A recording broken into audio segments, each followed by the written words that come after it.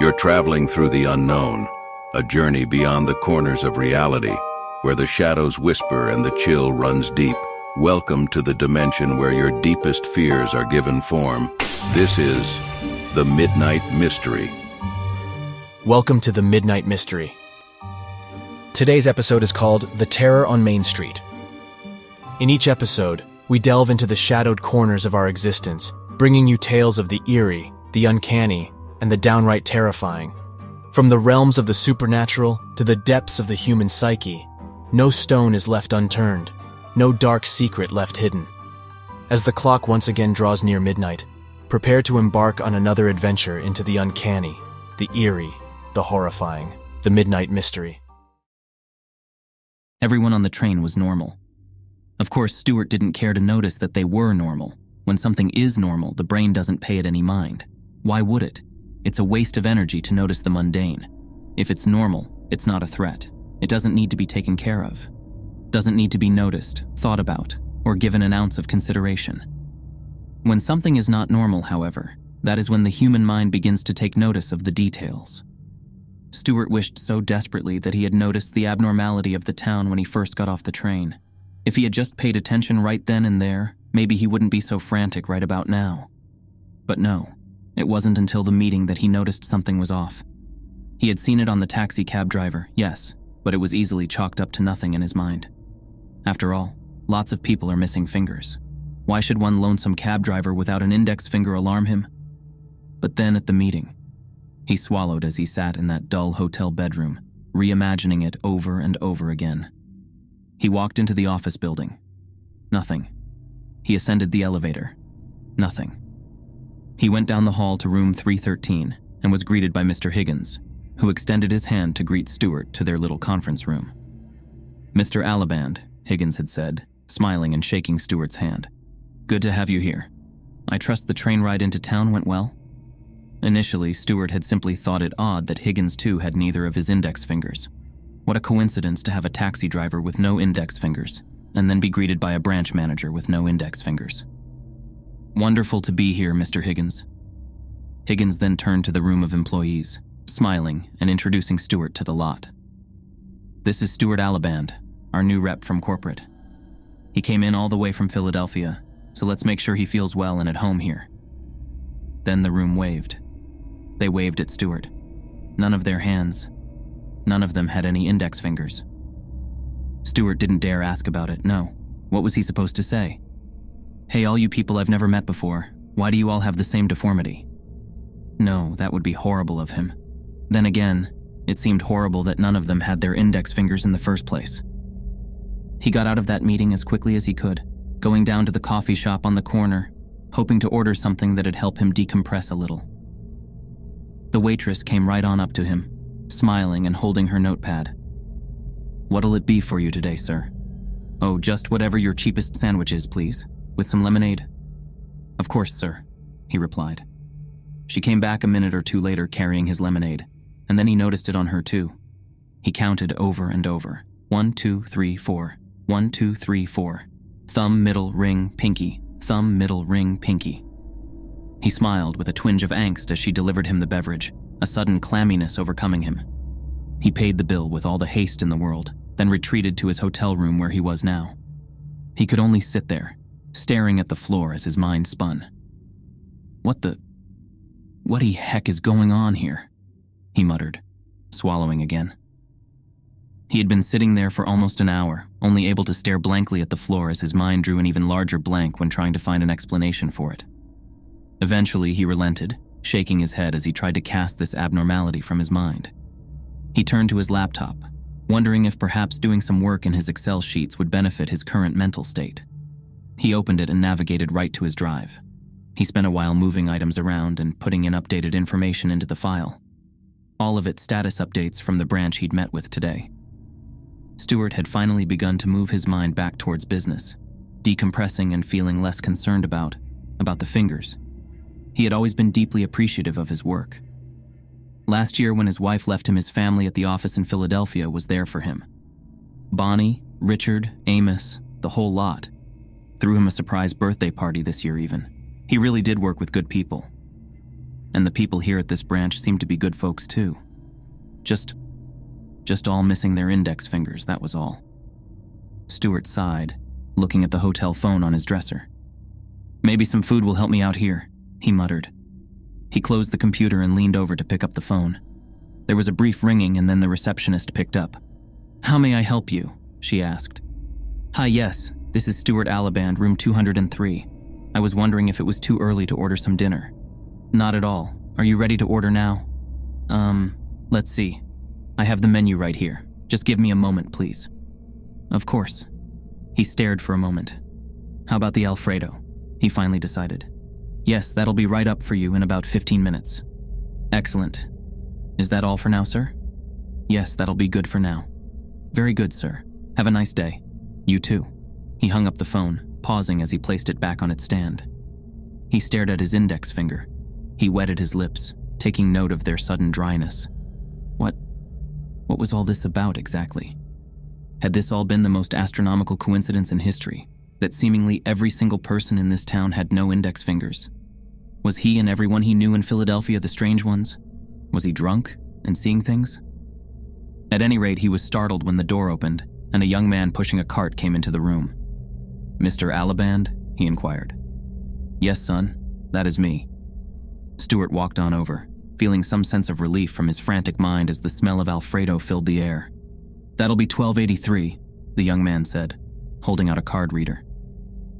Stewart nodded and went for his wallet, pausing when he saw the hand that was holding the swipe machine. His throat felt dry, and he feigned a smile as he continued moving his own hand towards his wallet. Are you all right, sir? The boy asked. You look like you've just seen a ghost. Stewart smiled. Oh no, I'm fine. It's nothing, he lied.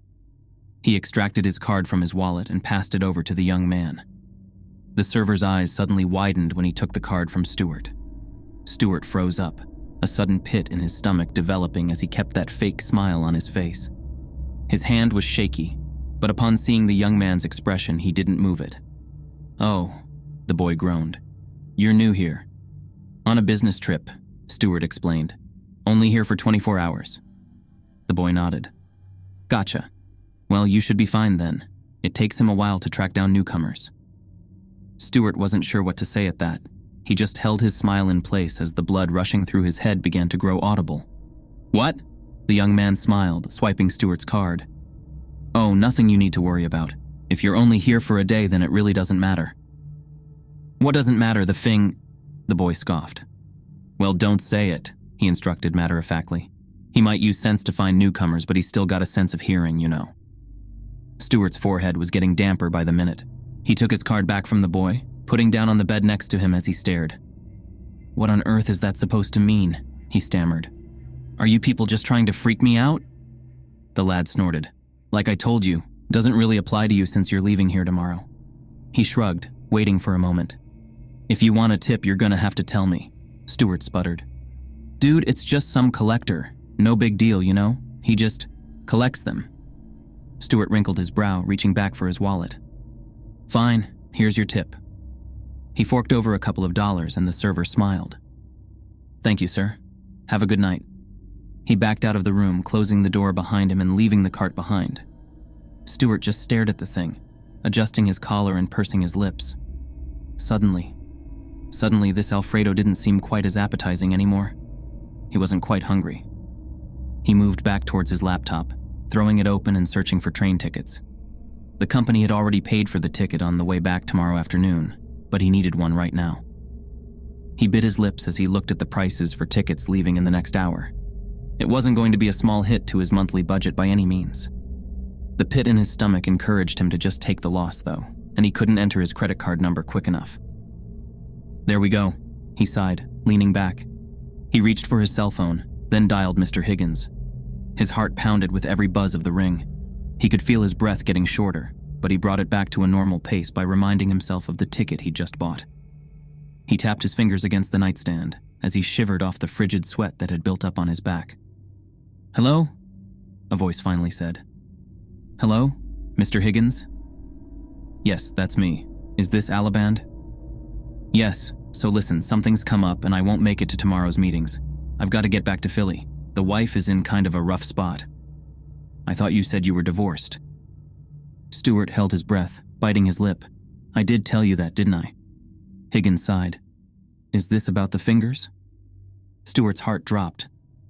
"No," he cried, remembering what the server had just said to him.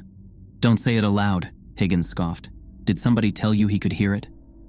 "Seriously, Stewart, you've got nothing to worry about. You won't be in town much longer, you can rest easy. He won't be able to find you in such a short time." "Who?" Stewart shouted. "Who won't find me?" "Ugh, Mr. Alaband, please. We really did enjoy you here today. I think you'll be able to work great with our team. And if he somehow does manage to find you, it's honestly not even that bad." Stewart's hands were shaking. What was wrong with this man? What on earth was wrong with this man? "No, Higgins, I'm sorry." "Please, Mr. Alaband, it's hard having such a high turnover rate with our corporate correspondence. Don't do this to us." "I'm sorry, Higgins, I can't. I can't do this." Stewart hung up, looking around at his luggage. Barely any of it was unpacked. It would be rather quick to load it all back up into the suitcase and climb into a cab. Without a moment more, he began putting what few things he had pulled out for the night back into the leather bag. He zipped it up as he dialed the cab service in town, waiting anxiously for someone to pick up. "Hello? Stewart Alaband, I need a cab at the hotel on Main Street as soon as possible." "Yes, sir. Will do." He hung up, moving quickly down the halls and towards the elevator. He stepped into the small box and hit the button to the first floor. The doors closed, and his heart dropped along with the elevator. In the dull metal walls, he could see his silhouette. Next to his on the right was the muddled shape of another man.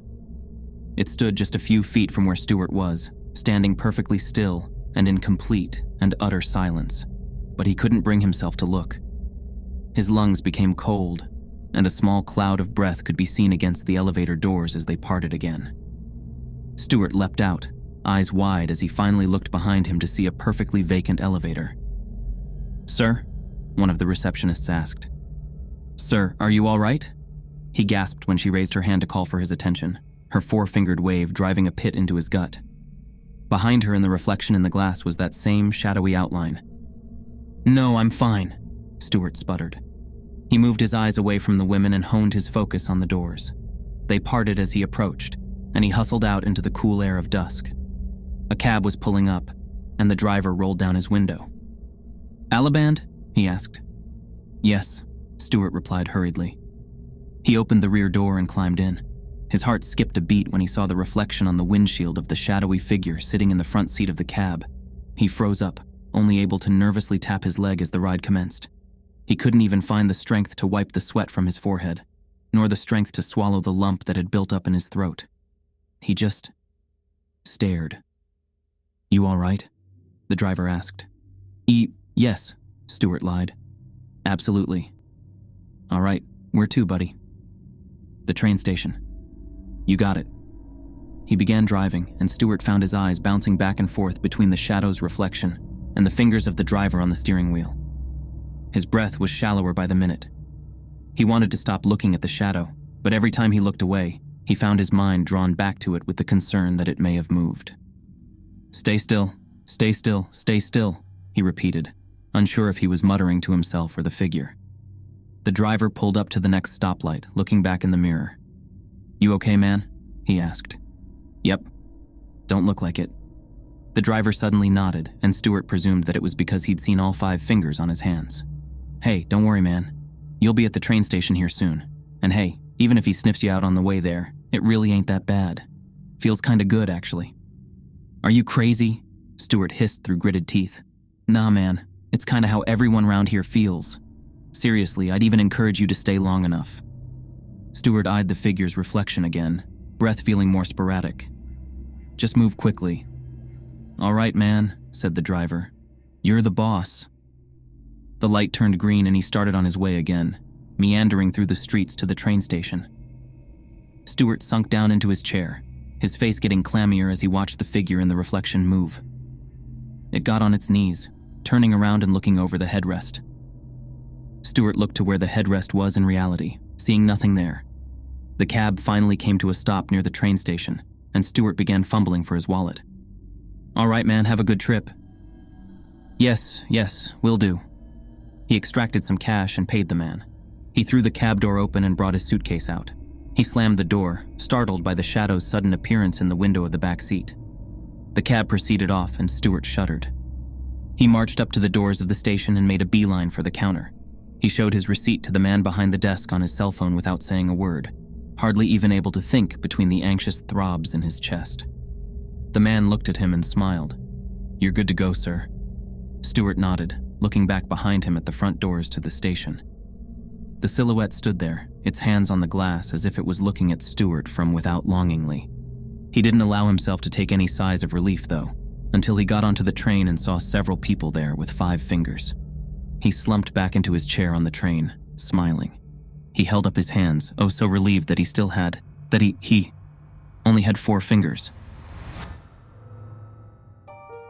And so, we close another chapter here at the Midnight Mystery.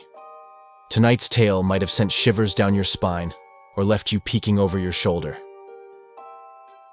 But remember, fear is what binds us in these enigmatic hours. If our story tonight stirred something in you, or if you've got a chilling tale of your own, we're eager to hear it. Share your thoughts in the comments, or better yet, email us your own horror story. Who knows, your tale might become our next episode. Don't forget to hit subscribe to join us again when the clock strikes midnight. Each episode awaits to take you deeper into the unknown. Until then, keep the mysteries alive in your mind and the darkness at bay. Good night, brave souls, and remember, in the world of the Midnight Mystery, the most terrifying tales are always yet to be told.